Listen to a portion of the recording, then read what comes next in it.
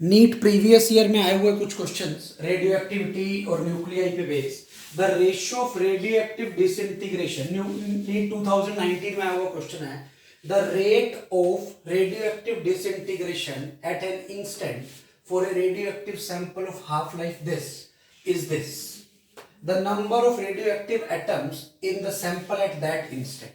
अब आपको पता है सॉल्यूशन कैसे करना, देख लेते हैं ध्यान से। यहाँ पे आपको पता है rate of disintegration is dn by dt, that is radio activity, and this is equal to lambda n।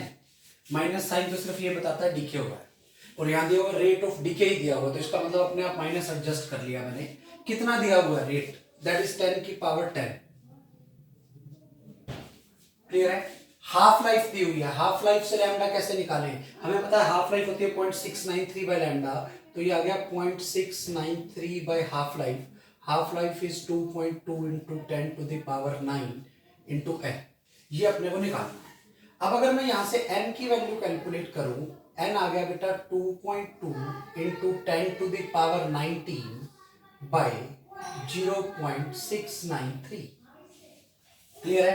इसको उधर ले गया और इसको नीचे ले गया। अब अगर मैं इसको डिवाइड करूं, ये जो कटेगा ये 3.17 पे गया, क्यों? क्योंकि सारी ऑप्शन ही 3.17 में है।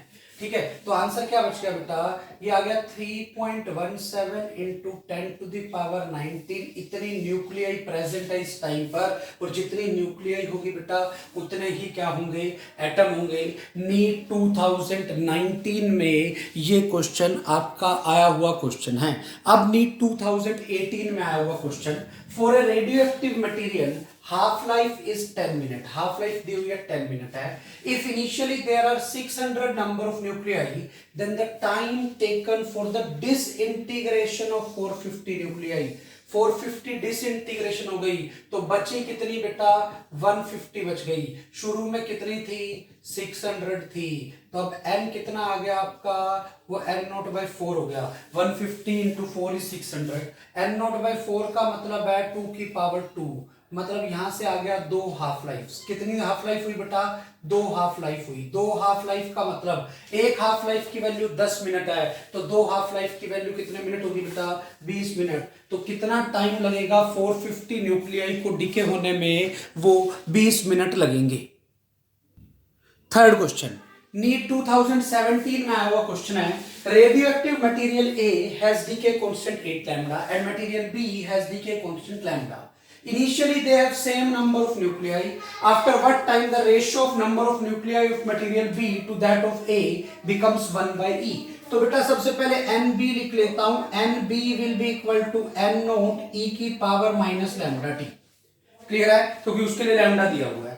On the same line NA लिख लेता हूं, this is equal to N naught E की पावर माइनस 8 लैम्डा टी। कोई डाउट? कह रहा है NB और NA की रेशो, NB और NA की रेशो, मैंने इनकी रेशो निकालनी है। डिवाइड कर देता हूं, N नोट कट गया, ऊपर आ गया e to the power 7 lambda T.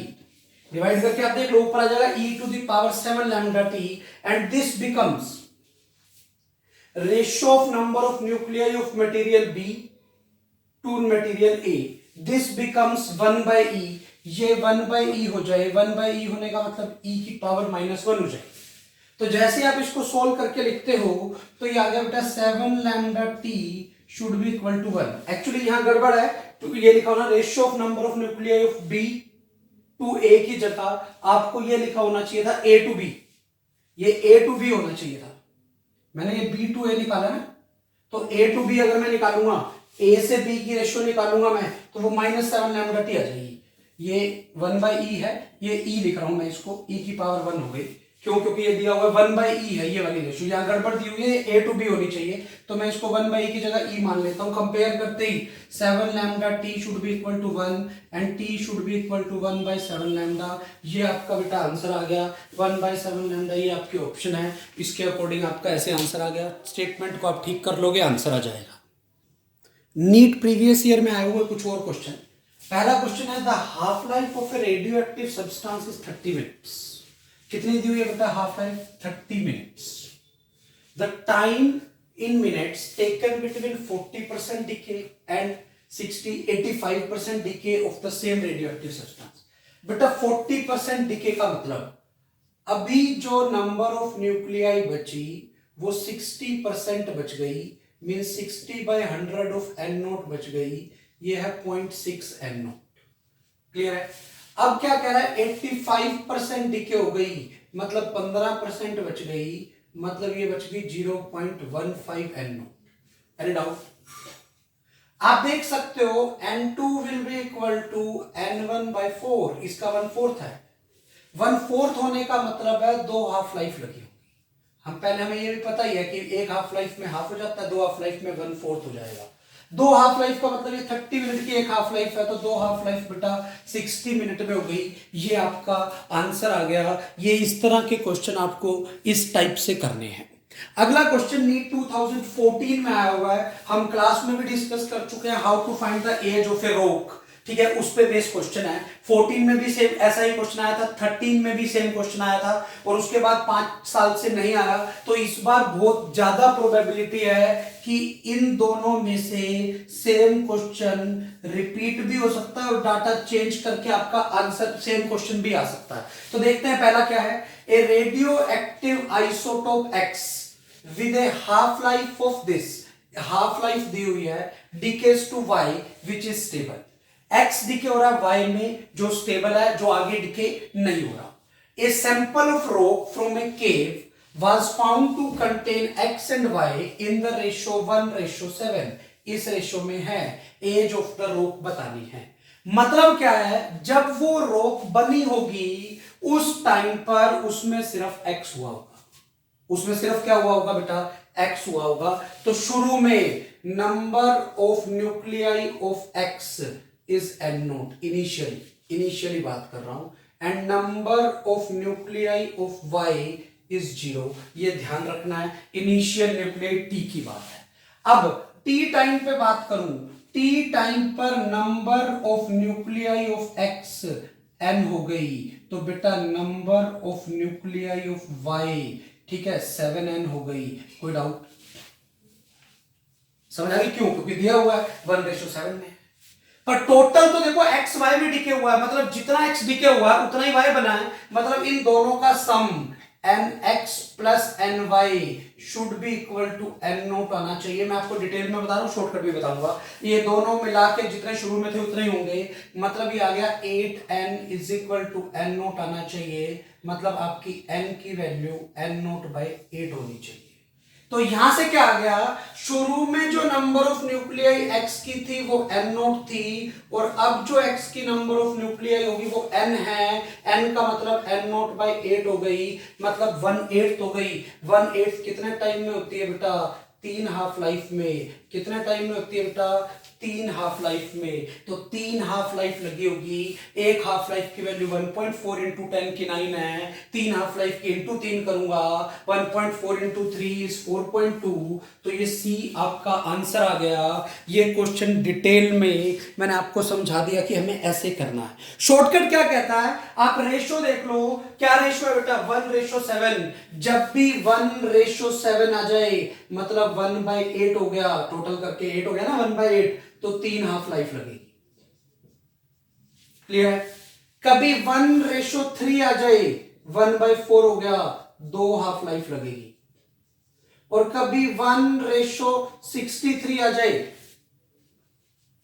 समझ आ रही है मैं क्या कह रहा हूं, 1:15 आ जाए तो ये 1/16 हो गया, यहां 4 हाफ लाइफ लगेगी। बेटा समझ आ रही है मैं क्या कह रहा हूं? तो ये इंपॉर्टेंट क्वेश्चन है, आपको ऐसे करना है। अगला क्वेश्चन भी सेम नीट 2013 में आया हुआ, डाटा थोड़ा सा चेंज किया, कंसेप्ट वही है। The half life of radioactive isotope X is 20 years. कितनी है बेटा, 20 years. It decays to another element y which is stable. The two elements x and y are found to be in ratio 1:7। 1:7 का मतलब 1/8, मतलब 3 half life लगी होगी। तो 3 half life rock की, 3 हाफ लाइफ पहले रॉक बनी होगी, एक हाफ लाइफ 20 ईयर की है, तो 3 हाफ लाइफ कितने ईयर की होगी बेटा, 60 ईयर। नीट 2013 में भी सेम कंसेप्ट पे क्वेश्चन आया। नीट 2013 में भी सेम क्वेश्चन आया, 14 में भी सेम क्वेश्चन आया। 13 14 के बाद 5 साल से एज ऑफ रॉक पे बेस कोई क्वेश्चन नीट में नहीं आया, तो इस बार बहुत हाई प्रोबेबिलिटी है कि इस टॉपिक पे बेस क्वेश्चन आ सकता है। इसलिए मैंने आपको बताया 1:7 में 3 हाफ लाइफ, 1:3 में 2 हाफ लाइफ, 1:15 में 4 हाफ लाइफ, 1:63 आ जाता बेटा तो कितनी हो जाती, नहीं 1:31 आ जाता तो 5 हाफ लाइफ हो जाती, 1:63 आ जाता तो 6 हाफ लाइफ हो जाती। आपको ये इस तरह से याद रखनी है चीजें। नीट में बेटा इसी पे बेस और आया हुआ क्वेश्चन, नीट 2013 में क्वेश्चन है, a certain mass of hydrogen is change to helium by the process of fusion. Fission fusion देख लेंगे। The mass defect in the fusion reaction is 0.02866 U। The energy liberated is, U का मतलब होता है बेटा atomic mass unit, और आपको पता होना चाहिए 1 AMU से 931.5 मेगा इलेक्ट्रॉन वोल्ट एनर्जी बनती है। हाँ बेटा क्लियर है।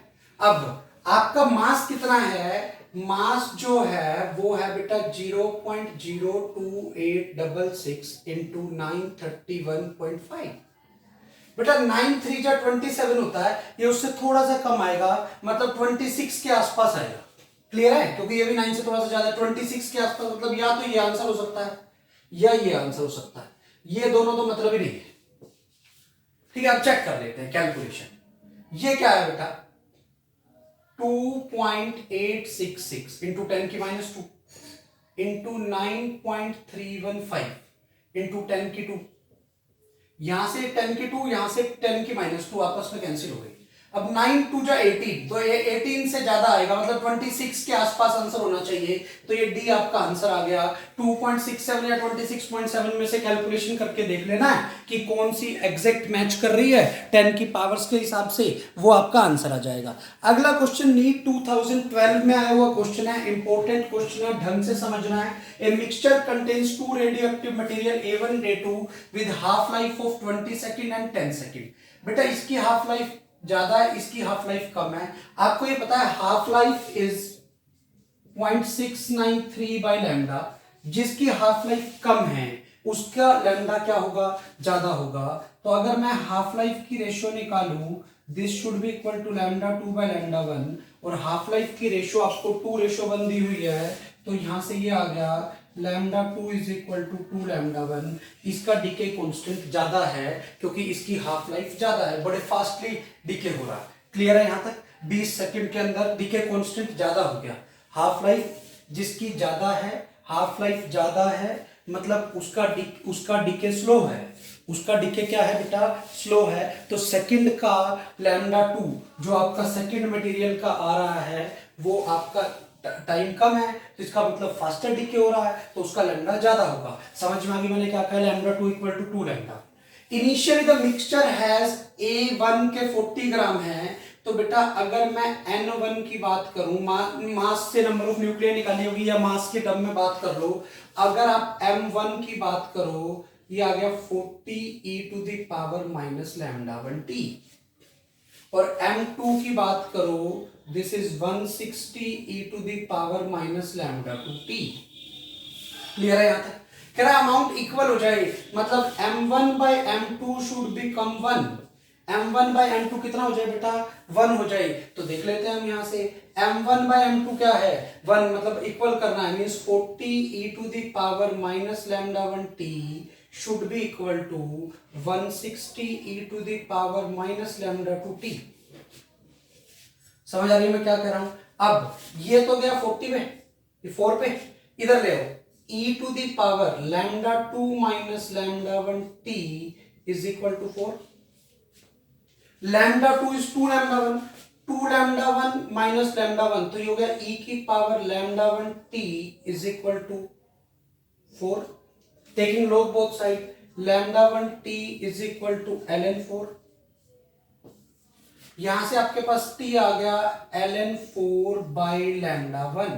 आप इसको ऐसे भी लिख सकते हो 2 ln2 by λ1, and this is half life, 2 into half life of first की हाफ लाइफ कितनी है बेटा, 20 सेकेंड और इंटू 2, कितना आंसर आ गया बेटा, 40 second. This 40 second will be your answer NEET 12 में इस टाइप से ये क्वेश्चन आया हुआ है। इसी क्वेश्चन को करने का, क्रॉस वेरीफाई करने का आंसर मैच करके देख लेते हैं।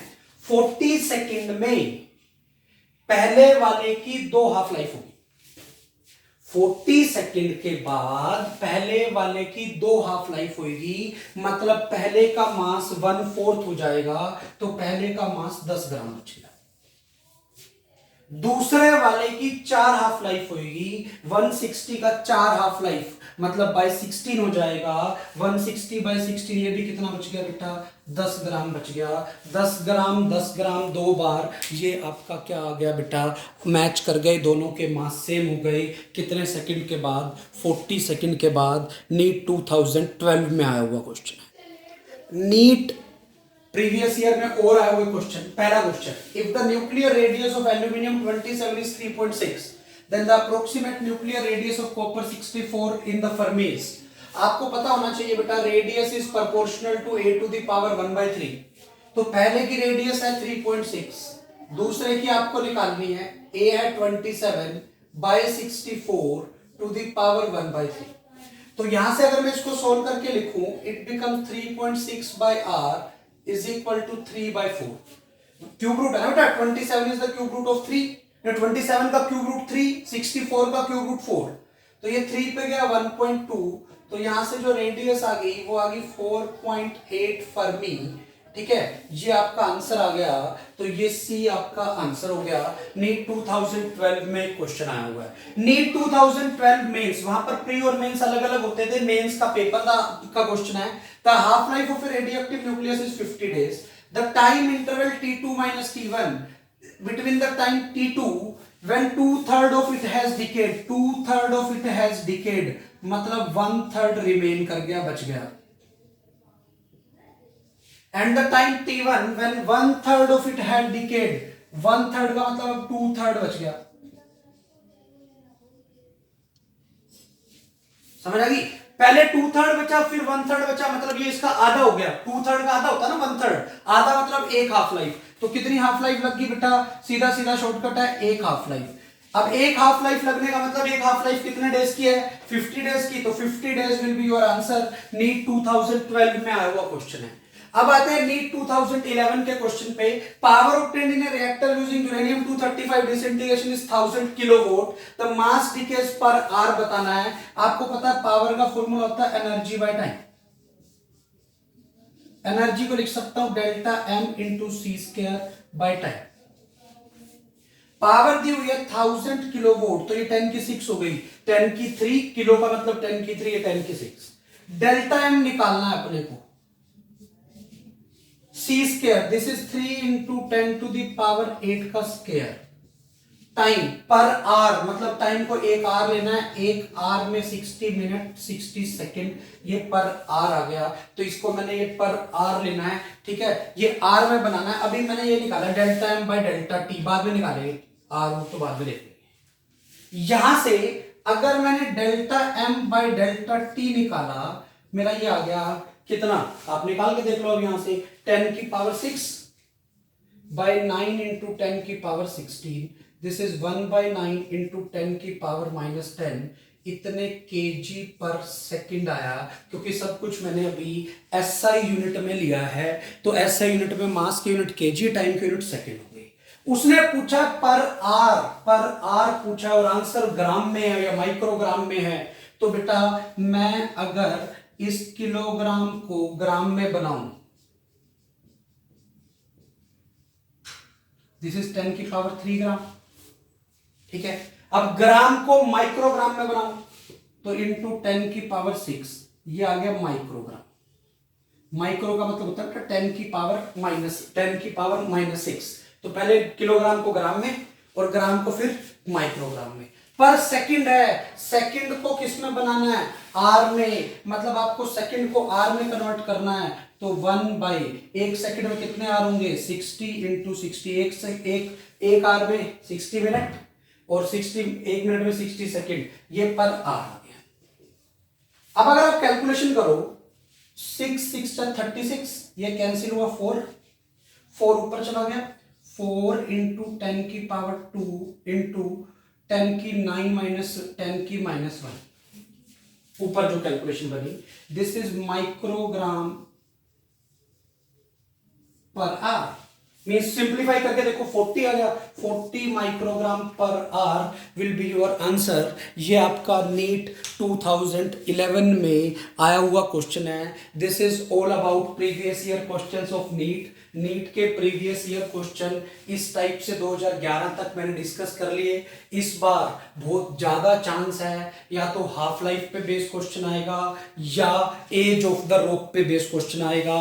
बहुत ज्यादा चांस है, बहुत इंपॉर्टेंट पार्ट है, आपको ये क्वेश्चंस करने हैं।